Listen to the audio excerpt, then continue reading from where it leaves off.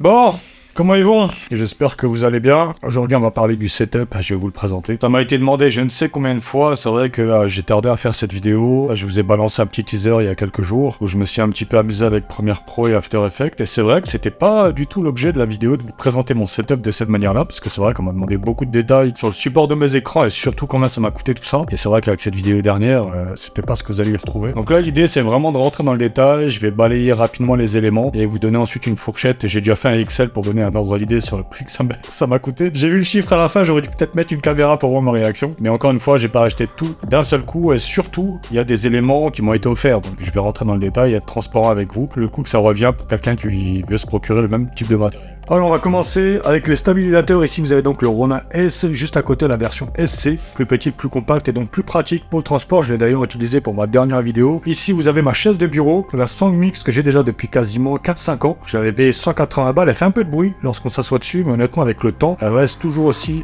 confortable. Ici vous avez donc mon bureau avec une envergure de 2 mètres, un plan de travail chopé chez Ikea à un peu plus de 220 €, qui repose sur 2 caissons Kallax à 110 € l'unité. L'ensemble n'est pas vissé, seul le poids des enceintes et de mon écran permettent de rendre l'ensemble immobile. Et si vous retrouvez mon clavier maître Studio Logic SL88 Studio que j'avais payé 400 balles, et ça doit être mon 3e clavier de la marque, honnêtement il reste au top du top. Ici mon clavier mécanique Black Shark que j'avais payé 65 €. À côté vous avez ma souris Logitech Superlight G Pro X que j'ai payé 130 balles, qui ne pèse que 63 grammes, c'est une dinguerie cette souris. Ici vous avez mon tapis de souris SteelSeries XXL. Là, c'est le plus gros upgrade de mon setup. J'ai remplacé mon ancien incurvé 49 pouces, le premier modèle de chez Samsung, par ce dernier, l'Odyssey G9 Neo. J'insiste bien sur le Neo.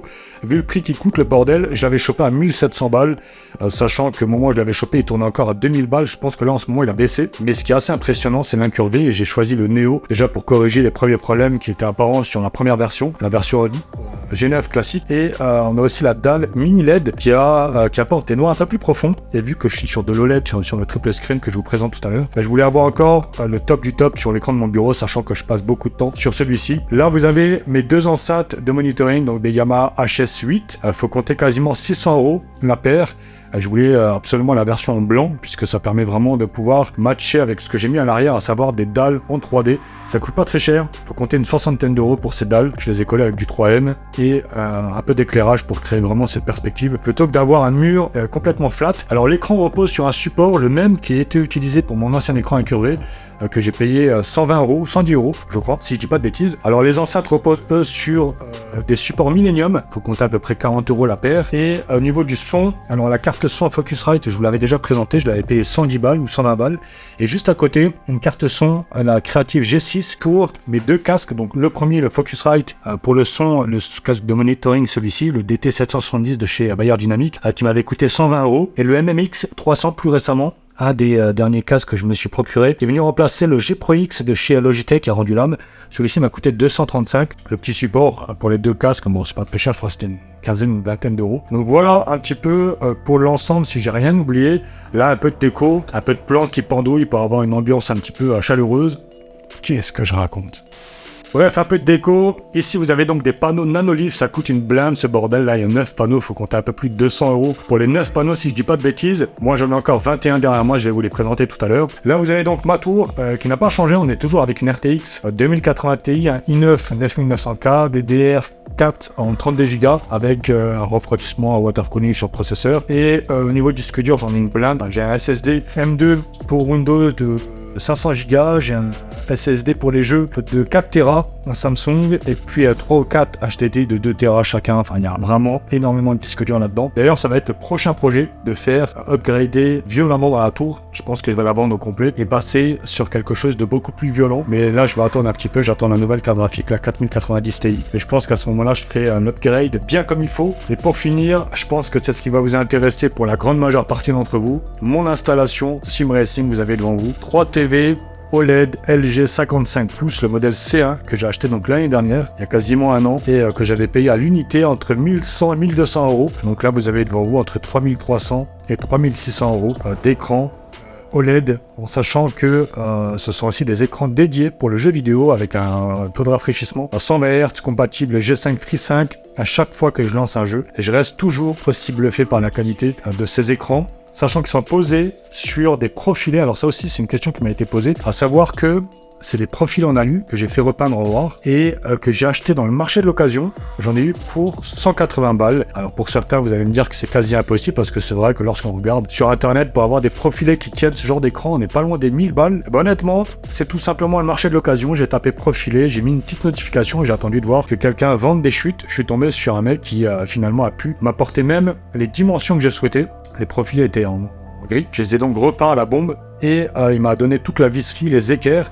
J'ai uniquement acheté en parallèle les équerres qui viennent faire la liaison, je sais pas si on va les voir ici, la liaison ici et qui me permettent de gérer l'angle. Ça c'est ce que j'ai acheté sur Motedis. C'est uniquement, je pense, les seuls accessoires, tout comme ce qui m'a permis de pouvoir gérer la disposition de mon 4e écran. D'ailleurs, je l'ai remplacé. C'est un LG 34 pouces, puisque l'ancien c'était à 27, mais malheureusement je l'ai bousillé pendant le déménagement. Du coup, je me suis dit, c'est l'occasion aussi de passer sur quelque chose de mieux. Et j'ai pris un 34 pouces, ça me permet vraiment d'avoir une largeur un peu plus importante. Pour que dans le cas où si j'ai besoin de mettre plusieurs fenêtres, j'ai pas besoin de les faire chevaucher ou de devoir les retrécir. Ici, vous avez donc un éclairage qui tient avec un espèce de trépied que j'ai fixé sur un profilé. J'ai bidouillé pour le laisser à l'horizontale et ça me permet d'éclairer l'ensemble de l'installation. Vous avez ici un châssis JCL que j'avais payé un peu plus de 500-550 avec le support de boîte il y a déjà quelques années, je crois qu'il y a 4-5 ans. Le siège que j'ai chopé d'occasion une centaine d'euros. Là vous avez le joystick Logitech qui coûte 150 balles que j'ai fixé directement sur mon châssis. Ça me permet de pouvoir passer du sim racing au simulateur de vol sans faire quoi que ce soit, si ce n'est reculer le siège et retirer la roue. En parlant de la roue, justement, c'est la Fanatec Wheel Drift qui est à 379. Le TD1 que vous connaissez, qui est à 1200 euros sur le site de Fanatec. Évidemment, je donne des prix d'achat sur Internet et non pas sur le prix du marché, puisqu'on peut avoir de tout et n'importe quoi.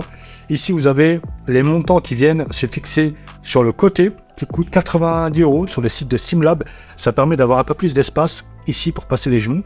Justement en bas, vous avez le Singveld qui m'a coûté un peu plus de 800 euros. C'est le Sprint, donc avec la dalle qui va juste en dessous. Là, vous avez donc le palonnier de chez Logitech, je crois qu'il coûte une centaine d'euros. Ici, vous avez le Stream Deck qui coûte 110 euros pour gérer les scènes. Bon, un clavier bidon qui me permet de pouvoir gérer lorsque je suis assis sur la position de Sim Racing. Juste à côté, vous avez le shifter de chez Fanatec qui coûte 250 balles, si je dis pas de bêtises. Ici, un frein à main AliExpress à 40 euros. Une button box qui m'avait coûté une cinquantaine d'euros, si je dis pas de bêtises. Et la soufflerie qui m'avait été offerte par la marque, donc j'ai oublié le nom, Red quelque chose. J'avais fait une vidéo d'ailleurs de présentation, mais qui coûte sur le marché, en tout cas au moment où je l'ai eu, 250 euros. Au niveau des autres roues, on a ici la roue Porsche qui coûte 650 balles sur le site de Fanatec avec le pack Podium. Ici, c'est la roue F1 eSport qui est à 250, je crois, si je dis pas de bêtises. Le reste des nanolifs qui sont juste là, il y en a 21, donc je sais plus pour combien ça peut monter. Je crois qu'on a un peu plus de 300 ou 350 euros avec le panneau précédent au niveau des panneaux nanolifs. Après, au niveau des plantes et tout, on m'avait demandé est-ce que c'est ta femme qui a géré ça. Non. Honnêtement, je voulais absolument avoir cette pièce-là, les murs en noir. Dès que je suis arrivé, j'ai préféré directement taper un coup de peinture en noir et faire ce contraste avec... En fait, j'avais déjà le setup dans la tête. C'était juste le temps qu'il me fallait pour pouvoir l'installer, le peaufiner, les rideaux en noir. Voilà, les murs en noir. Je voulais absolument avoir quelque chose de sobre, installer mes écrans au bout et avoir un coin de travail juste là. Le petit coin, lorsqu'on a les potes qui sont là ou ma femme qui vient des fois raconter sa journée. Alors, j'ai fait une estimation globale. On est à quasiment un peu plus de 17 000 euros pour ce qu'il y a ici. Donner un ordre d'idée, évidemment, j'ai fait faire évoluer cette installation au fur et à mesure du temps. Je suis pas arrivé, j'ai posé 17 000 sur la table. Non, j'ai fait remplacer chaque élément, mes écrans, mon volant, mon installation, voilà, mon bureau. Enfin, il y a tellement de choses qui ont évolué. Donc, j'espère que cette vidéo vous aura plu. N'hésitez pas encore une fois à laisser un commentaire. Puis moi, je vous souhaite de passer une excellente journée, une excellente soirée. Prenez soin de vous et on se dit à très bientôt. Allez, ciao tout le monde.